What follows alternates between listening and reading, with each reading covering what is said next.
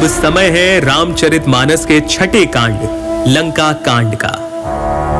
नमस्कार, हम बाल, अयोध्या, अरण्य, किष्किंधा और सुंदर कांड के बाद लंका कांड के युद्ध आरंभ की चर्चा करेंगे। लंका को अजय किला जानने के बाद भी वानर सेना श्री राम के प्रताप से निडर होकर चल पड़ी। चारों तरफ श्री राम जी की जय, लक्ष्मण जी की जय, वानर राज सुग्रीव की जय, ऐसी गर्जना होने लगी। सबसे पहले लक्ष्मण और मेघनाद के बीच में भयंकर युद्ध होता है। तब मेघनाद वीर घातनी शक्ति चलाता है जिससे लक्ष्मण जी मूर्छित हो जाते हैं। लंका के वैद्य सुषेण ने बचाव का एक ही उपाय बताया, संजीवनी बूटी। हनुमान जी संजीवनी लाकर लक्ष्मण जी को मूर्छा से वापस जगाते हैं और दूसरी तरफ रावण अपने भाई कुंभकर्ण को उठाकर सारी बात बताता है। अरे मूर्ख, जगत जननी जानकी को लाकर अब तू कल्याण चाहता है। अब आकर मुझे क्यों जगाया? हे तात, अब भी अभिमान छोड़कर श्री राम जी को भजो तो कल्याण होगा। रावण के ना मानने पर कुंभकर्ण ने भाई का साथ नहीं छोड़ा और श्री राम जी से युद्ध करते हुए वीर गति को प्राप्त हुआ। के मरते ही वानर सेना में उत्साह चरम सीमा पर पहुंच गया और रावण की व्याकुलता ऐसी हुई जैसे मणि के जाने पर सर्प व्याकुल हो जाए। मेघनाद फिर से रणभूमि में आता है और राम जी को नागपाश से बांध देता है, जिसे गरुण जी को बुलाकर कटवाया जाता है। इस समय विभीषण राम जी को बताते हैं कि मेघनाद एक यज्ञ की तैयारी कर रहा है। अगर उसमें वो सफल रहा तो उसे हराना बड़ा कठिन हो जाएगा।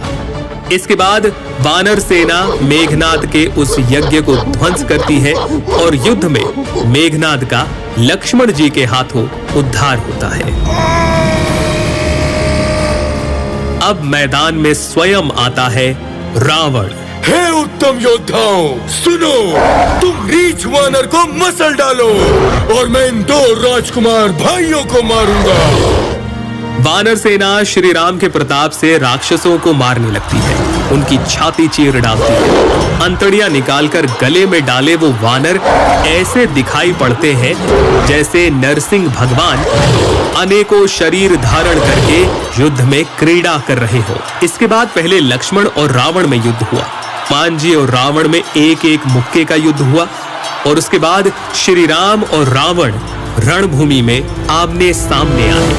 हे तपस्वी, सुनो, तुमने युद्ध में जितने योद्धाओं को जीता है, मैं उनके समान नहीं हूँ। मेरा नाम रावण है। आज मैं तुम्हें निश्चित ही काल के हवाले कर दूंगा। रावण ने खूब तरह की माया रची, परंतु भगवान ने उसके सिर और भुजाएं काट दी। रावण फिर भी नहीं मरा। तब विभीषण ने बताया कि रावण के नाभि कुंड में अमृत का निवास है। श्री राम जी ने हर्षित होकर हाथ में विकराल बाण लिए, कान तक धनुष को खींचा और एक साथ 31 बाण छोड़े, जिनमें से एक बाण नाभि कुंड में और बाकी रावण के सिर और भुजाओं को काट डालते हैं, जिनसे रावण धराशाही हो जाता है और चारों दिशाओं में श्री राम की जय जयकार होने लगती है। बर्षहि सुमन देव मुनि वृंदा,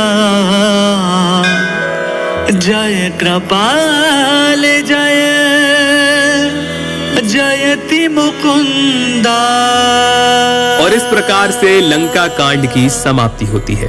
आगे हम लोग बात करेंगे रामचरितमानस के अंतिम कांड उत्तर कांड की, लेकिन तब तक के लिए सुनते रहिए हमारे चैनल केपी ओल्ड यानी पुरानी कहानी चैनल को सब्सक्राइब करें।